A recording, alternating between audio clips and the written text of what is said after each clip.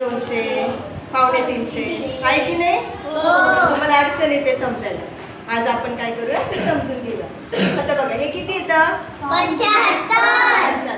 ते पाऊणशे हे काय असतं 100च्या तुलनेत असतं. कशाच्या तुलनेत असतं 100च्या. पावणे 300. आता आपण अपूर्णांक शिकलो की नाही.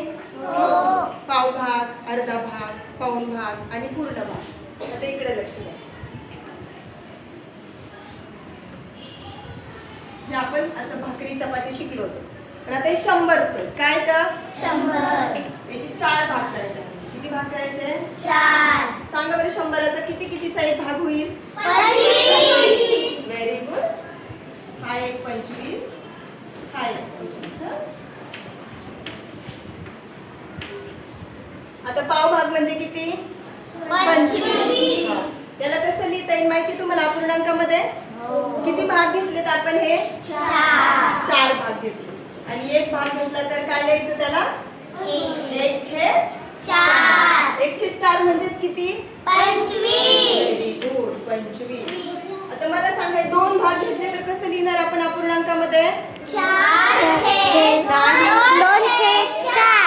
2 भाग घेतले तर काय येईल 2/4. म्हणजेच किती येईल 50. आता 3 भाग घेतले मी 1 2 3 किती रुपये झाले माझ्याकडे 75. किती भाग घेतले मग कसं लिहायचं 4 पैकी 3/4. व्हेरी गुड 3/4 म्हणजेच किती रुपये 75. 4/4 म्हणजे किती रुपये 100. समजलं हे.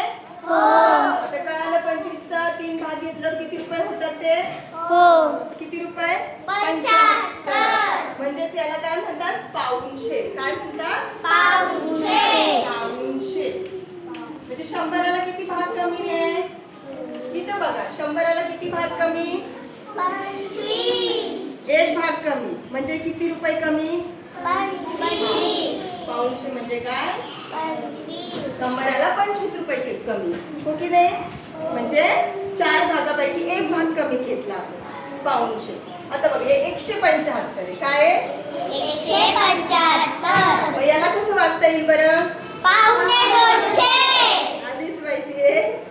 ठीक आहे पावणे 200 म्हणजे काय. आता बघा हे काय आहे 175. एक 100 पूर्ण आहे की नाही आणि 75 म्हणजे 200ला